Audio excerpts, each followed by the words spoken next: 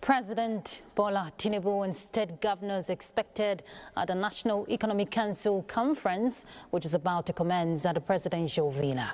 Plus, correspondent and expert analysts examine the potentials of the nation's marine resources.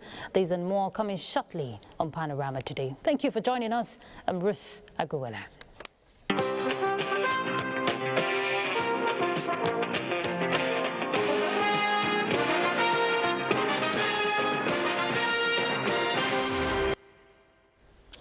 The National Economic Council Conference, which is set to strengthen Nigeria's economic coordination and accelerate inclusive growth, is about to commence at the banquet hall of the presidential villa, Abuja.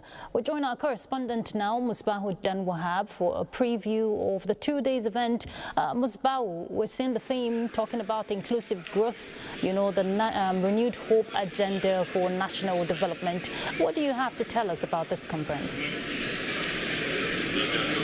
Yes, Ruth, you have just mentioned the central theme of this event, which is delivering inclusive growth and sustainable development, the renewed hope development plan. That is the central theme for the event, and it's going to be an unprecedented event that we have never seen in this country before, because this is the first time that the National Economic Council will be organizing a conference like this to create a platform to interface between the federal government and the states, so that they can align their policy to have a central national policy that will aid development, accelerate inclusive growth across the states of the federation, and of course to make all the state governments follow the central plan that the federal government is coming in with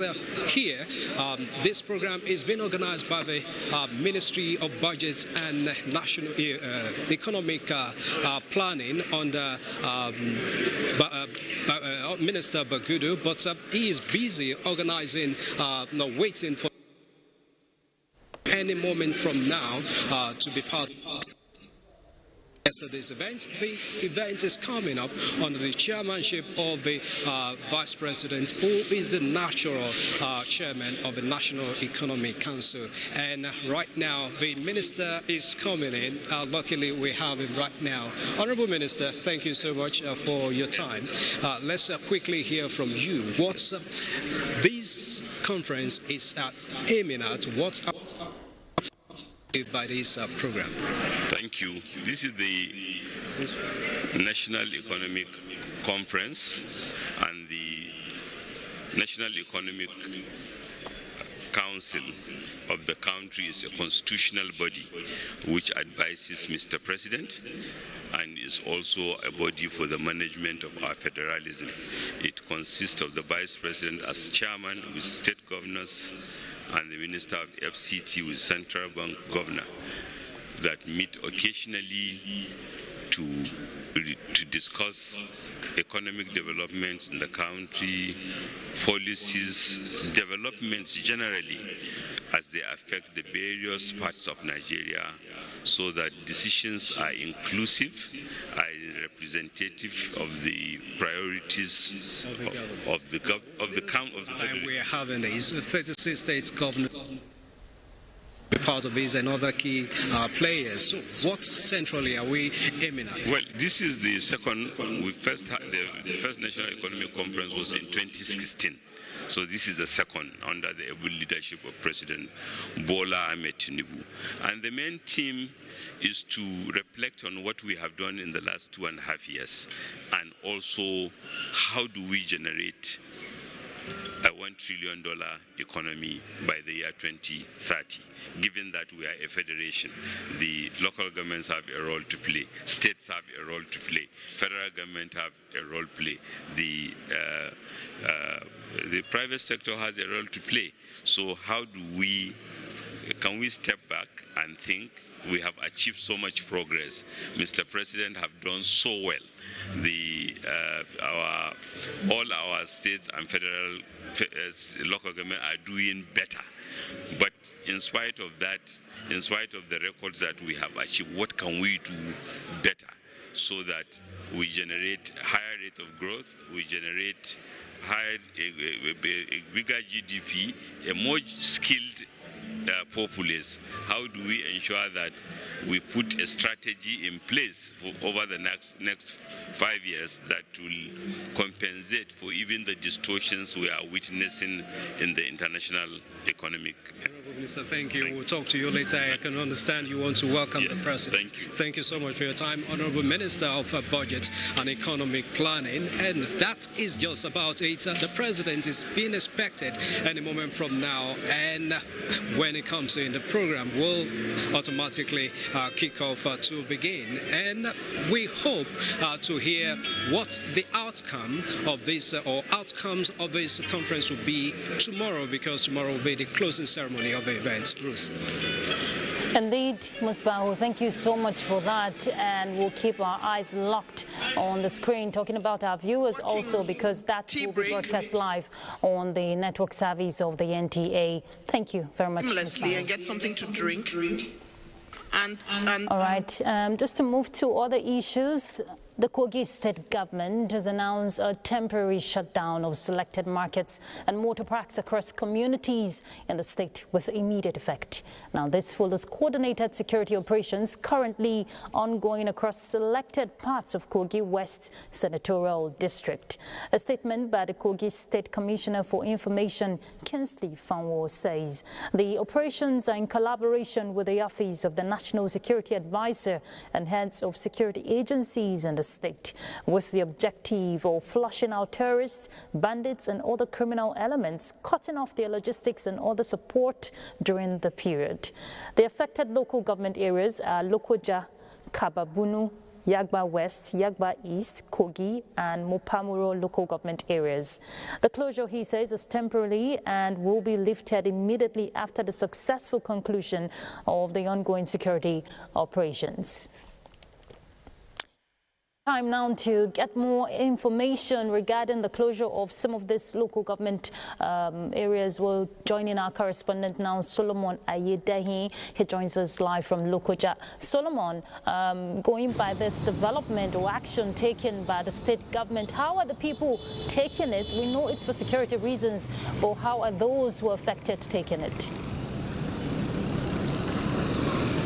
Yes, Rose, I must tell you that it's not easy, but the truth is that the action is in the best interest of the people of the area.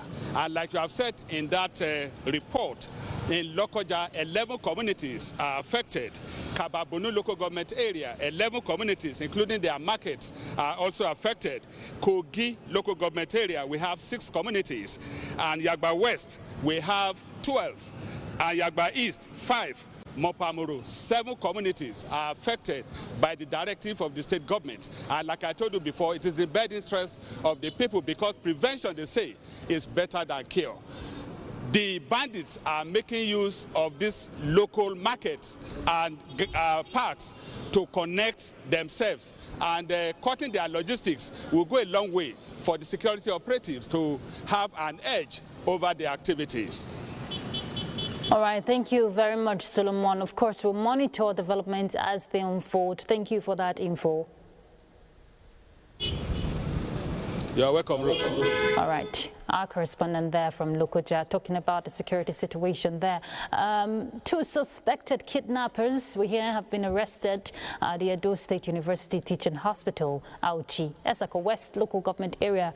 Akim Etayokai reported that the suspects were arrested early hours of Sunday at the facility following their recognition by a medical doctor who was recently kidnapped.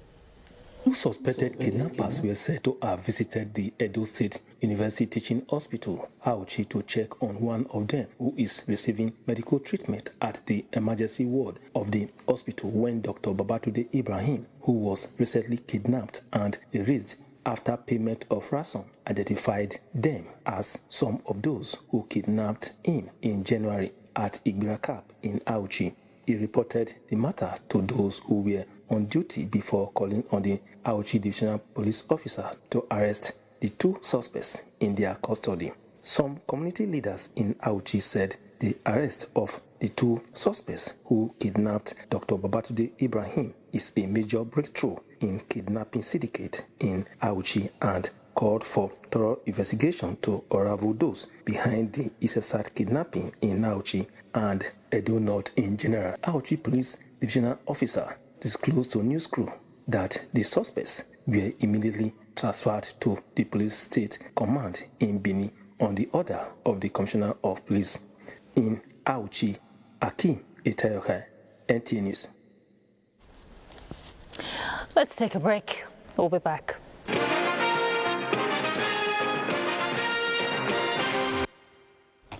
Thank you for staying tuned. The Federal Ministry of Marine and Blue Economy is strengthening collaboration with the Agricultural Research Council of Nigeria to drive sustainable growth within the nation's aquatic sector. The Minister of Marine and Blue Economy, Adeboyega Oyetola, disclosed this in Abuja. Chukwunonso Mwabweze reports. With over 2 million metric tons annual fish demand deficit, strengthening Nigeria's aquaculture sector to bridge this gap becomes very imperative as the country tackles overdependence on importation. This meeting between the Minister of Marine and Blue Economy, Adeboyega Oyetola, and the Executive Secretary of the Agricultural Research Council of Nigeria, Abubakar, is to deepen joint initiatives that focus on climate resilience, capacity building, as well as youth and women empowerment to drive sustainable growth within Nigeria's aquatic sector. As the ministry pursues programs aimed at increasing domestic food production, improving livelihoods in coastal and riverine communities. Banquet Hall right now to join the National Economic Council conference, which is about to commence. The President of the Federal Republic of Nigeria has arrived.